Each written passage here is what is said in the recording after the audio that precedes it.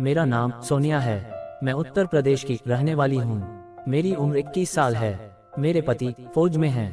मेरी शादी पिछले साल ही हुई है। अभी मैं 6 महीने की पेट से हूँ। मैं आपको अपनी दास्तां सुनाने जा रही हूँ, कैसे मेरे देवर ने मुझे ग्रहण के दिन खोदा, दरवाजा बंद करके, क्योंकि इसमें साथ दिया था मेरे सास ने। भले मेरे सास को ये पता हो या नहीं हो मेरे साथ क्या हुआ था, पर अपने बेटे पर इतना विश्वास था कि मुझे एक कमरे में बंद कर दिया। हो सकता है मेरे भलाई के लिए किया गया हो, पर मेरा देवर मुझे खूब खोदा।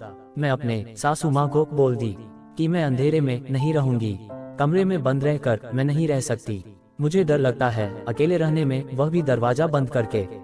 सासू माँ बोली कि तुम अकेले मत रहो, संजय को अंदर बुला लो।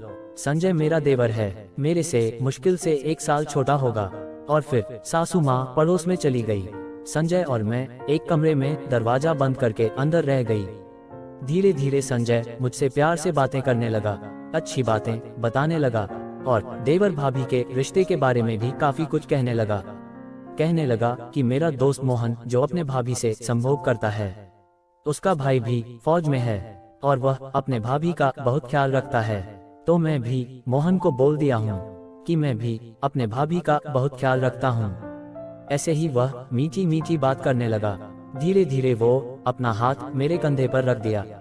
जैसे उसने अपना हाथ कंधे पर रखा, मुझे अंदर से घबराहट सी होने लगी और अच्छा भी होने लगा। घर में कोई नहीं था, कमरे में कोई नहीं था, दरवाजा बंद था। ऐसे में एक औरत के साथ एक लड़का हो तो क्या होगा, वह आपको पता है। और रही बात जहाँ जिससे कि वह मेरा देवर था, ऐसे भी प्रेगनेंसी में संभोग पावर ज्यादा हो जाता है। धीरे धीरे करके मैं अपने देवर की बातों में आ गई और मुझे लगा कि अकेली हूँ तो उसका फायदा उठा लूं।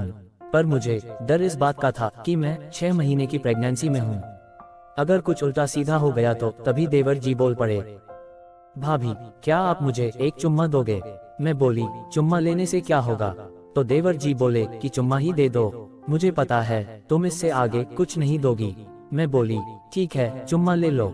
और दोस्तों यही से शुरू हो गई सारी बातें। उसने मुझे चूमना शुरू किया, धीरे धीरे मेरे लिप को लॉक कर लिया, धीरे धीरे करके मेरी तरबूजों को दबाने लगा। उसने मुझे जगाना शुरू कर दिया, मेरे पूरे बदन को फैलाना शुरू कर दिया और मुझे बेड पर लिटा दिया।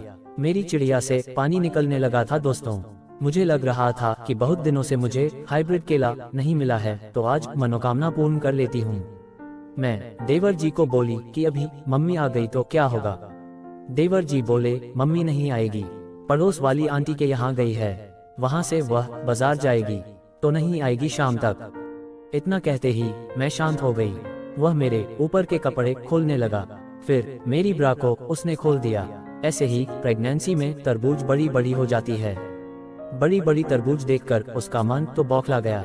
दोस्तों तुरंत ही अपने मुंह में ले लिया और चाटने लगा, चूमने लगा, मेरे गाल को चूमने लगा, मेरे होंठ चूमने लगे। मैं भी काफी ज्यादा कामुक हो गई थी। उसके बाद उसने मेरे पेटीकोट को ऊपर कर दिया और फिर मेरी चिड़िया को चाटने लगा। दोस्तों जैसे ही वह चिड़िया पर जीभ लगाया, मैं पागल होने लगी। मुझे लग रहा था कि जल्दी से जल्दी वह अपना हाइब्रिड केला मेरी चिड़िया में डाल दे। दोस्तों मैं पागल होने लगी। मैं तकिया पकड़कर अपने दांत दबाने लगी। देवर ने मुझे पागल कर दिया।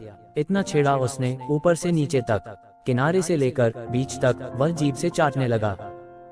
मैं बेचैन हो रही थी और मैं तुरंत बोल रही थी, देवर जी कुछ करना है तो जल्दी करो, इतना मत छेड़ो मुझे, मैं पागल हो जाऊंगी, मैं बहुत गीली हो चुकी हूँ, उंगली लगाकर देख लो अभी।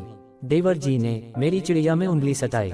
उन्होंने खुद बोला, भाभी जी आपकी चिड़िया तो काफी गीली हो चुकी है, काफी गर्म हो गई है। तो मैं बोली कि देरी मत करो, मुझे जल्दी से जल्दी खोद दो। उसने अपना हाइब्रिड केला निकाला और फिर चिड़िया में डाल दिया। औजार बहुत ही ज्यादा मोटा था, पूरा का पूरा केला मेरी चिड़िया में समा गया। अब वो जोर जोर से धक्के देने लगा। मैं काफी ज्यादा कामुक हो गई थी। मैं जोर जोर से खुद रही थी, पर डर इस बात का भी था कि पेट बड़ा था। पर मेरे देवर जी तो मेरी गदराई हुई बदन को देखकर बहुत ही ज्यादा गर्म हो गए थे और जोर जोर से दनादन देने लगे। दोस्तों हमें उम्मीद है कहानी पसंद आई होगी।